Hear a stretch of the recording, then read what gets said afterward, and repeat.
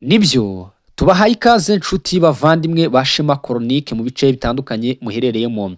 Ni nyuma yuko hari hitezwe ibiganiro hagati y'u Rwanda na Repubulika Iharanira Demokarasi ya Kongo byo gusinya amasezerano n'impapuro muri White House.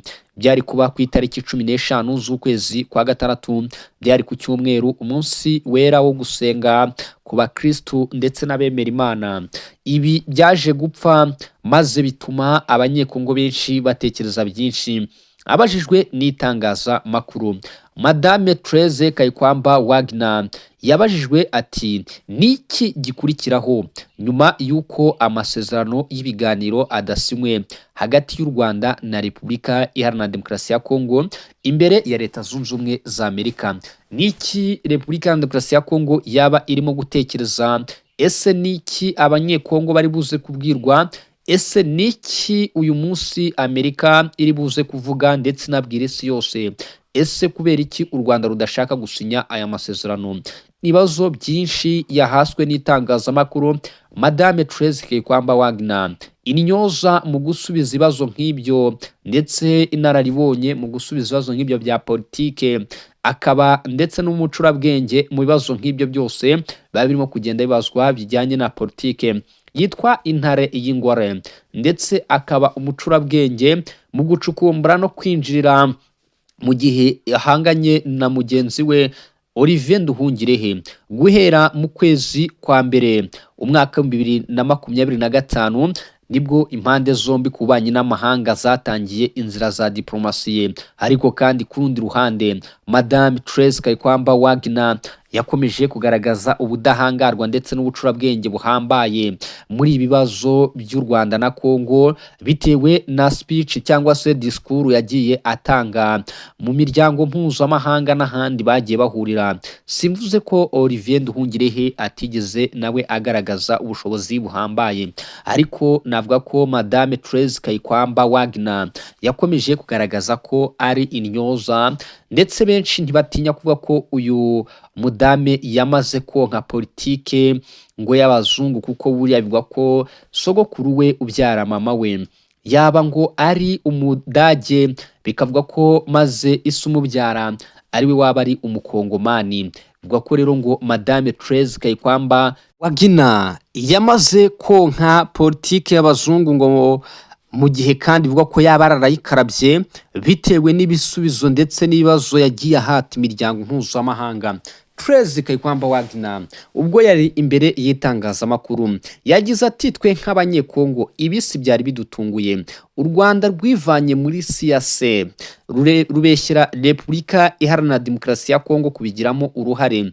Ati rero nyuma y'ibyo byose ntekereza ko abakurikiye imbwirwaruhame zacu ndetse n'ibyo twagiye tubwira itangazamakuru twababwiye ko ibimenyetso bihari kandi bigaragara ko u Rwanda rutazigera rusinya amasezerano ari hagati yacu na Leta Zunze Ubumwe z'Abanyamerika.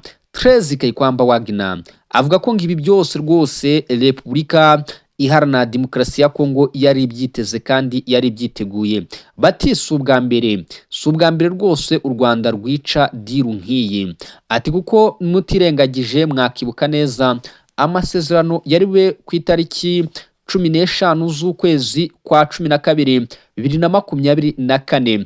Ati n'ibiganiro ndetse no kujya gushyira umukono kw'abaperezida ku masezerano yari hagati ya Repubulika y'u Rwanda na Repubulika Iharanira Demokarasi ya Kongo i Rwanda kwa Joel Renko.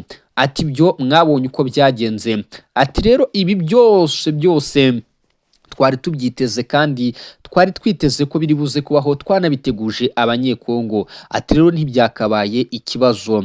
Maze Madame Therese Kayikwamba Wagner amaze kuvuga iryo jambo, umunyamakuru yakomeje kumubaza agira ati none Repubulika Iharanira Demokarasi ya Kongo irimo irabona iki? Bati turabona ko abo dushaka gusinyana n'amasezerano y'amahoro bakomeje kutugora ndetse no kwinangira kubikora. Bati kandi twebwe dufite umuhate.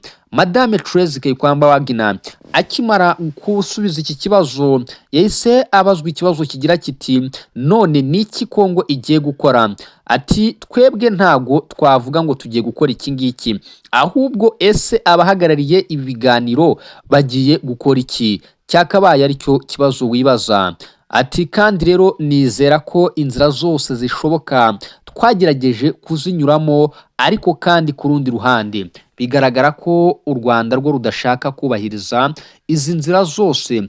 Trez Kayikwamba Wagner, uyu ni umunyapolitike ndetse akaba minisitiri w'ububanyi n'amahanga w'igihugu cya Repubulika ya Demokarasi ya Kongo, yabajijwe niba intambara igishoboka. Madame Trez Kayikwamba Wagner yavuze ko mu nzira zose zishoboka abaturage b'igihugu cya Kongo ngo bagomba guhabwa ubutabera, yewe ga ntiyatinye no kuvuga ko ngo bagomba guhabwa igisubizo vuba kandi bwangu. Ati bizeza abanyekongo ko tugomba kubaba hafi, nitwe tugomba kubarebera. Ati kandi ikibazo cy'intambara umbajije ndagisubiza muri ubu buryo. Ati nge ndi umunyapolitike, sindi umwe mu bashinzwe gutegura intambara. Atari ko icyo nzi cyo nuko iyo minisiteri ibishinzwe igomba kubikoraho, cyangwa se niba na perezida abona ko ari cyo gisubizo tugomba kwirwana. Ati ntacyo tutakora, ntacyo rwose tutakora kugira ngo abanyekongo babone amahoro. Madame Trez Kayikwamba Wagner kandi yakomeje gusubiza ko igisubizo cyo kigomba kuboneka. Bati ese u Rwanda rukomeje kwinangira ndetse umutwe rufasha wa M23 ugakomeza gufata ibice, mwabyifatamo mute? Ese murakora iki? Ati icyo tuzi nuko ababishinzwe nibananira tuzitabara nka Kongo tayari. Aho Madame Trez Kayikwamba yari amaze gutanga igisubizo kirambye cyane cy'ibitekerezo bihari cyangwa se ibirimo birigwaho. Yagaragazaga ko Leta Zunze Ubumwe za Amerika n'abandi banyaburayi batagira icyo bakora, batari buze kuza kubyihanganira, bagomba kurwana intambara ikaba ari ikemura ikibazo, mu gihe kandi ngo bagomba kwirwanaho bitabara kubera ko umwanzi aturuka ahandi. Ndetse kandi murabizi ko kugeza magingo aya ngaya Repubulika ya Demokarasi ya Kongo ntiyemeranya neza n'abavuga ko M23 ngo ihari, kuko bivugwa ko uyu munsi ngo M23 ari ibikoresho by'u Rwanda n'ibindi bihugu bigiye bitandukanye. Ni mu gihe kandi bikomeza kugaragara ko abategetsi benshi cyane ba Leta Zunze Ubumwe za Amerika bashinja u Rwanda gufasha abarwanyi ba M23, imiryango mpuzamahanga za MONUSCO, yewe ga n'abandi bagiye batandukanye, ndetse kandi na guverinoma ya Kinshasa.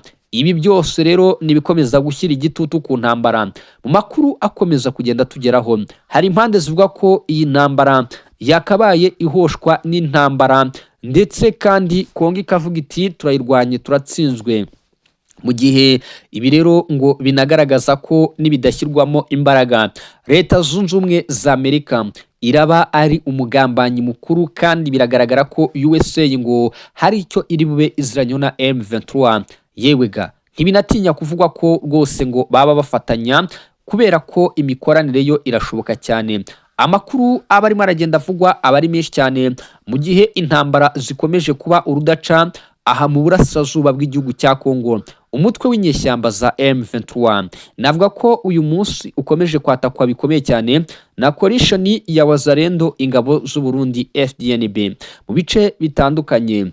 Imirwano irakomeye kandi irakomeje, ndetse yewe ga urugamba rukomeje kwiyongera, mu gihe ubu twababwira ko kandi inyeshyamba za M23 zikomeje guhura n'intambara ikomeye cyane, mu gihe zikomeje kwamburwa ibice. Bivugwa ko Wazalendo ikomeje gufata ibice bigiye bitandukanye nka za Kabare n'ahandi hose hagiye hatandukanye, kubera ko kugeza amagingo aya intambara mu burasirazuba bw'igihugu cya Kongo yo yamazije kufata indi ntera, mu gihe kandi Repubulika ya Demokarasi ya Kongo ngo yaba irimo iritegura ko ibiganiro bidashobotse yakomora hagakoresha intwaro zidasanzwe, mu gihe kandi ibitero byose ngo byazayoborwa na General Masunzu. Ayo yose ni amakuru aba arimo aragenda avugwa. Bakunzi ba Shema Cornique mu bice bitandukanye, iryo ryari itangazo ndetse hari imbwirwaruhame, byari ibisubizo bya Madame Trez Kayikwamba Wagner ukomeza kugenda asubiza itangazamakuru, aribwira yuko biteguye kandi bagomba gukora iyo bwabaga, ababwira ko biteguye guhangana mu rugamba bakomeje kurwana. Intambara mu burasirazuba bw'igihugu cya Kongo ikomeje kwiyongera, ndetse urugamba mu burasirazuba bw'igihugu cya Kongo rukomeje gufata indi ntera.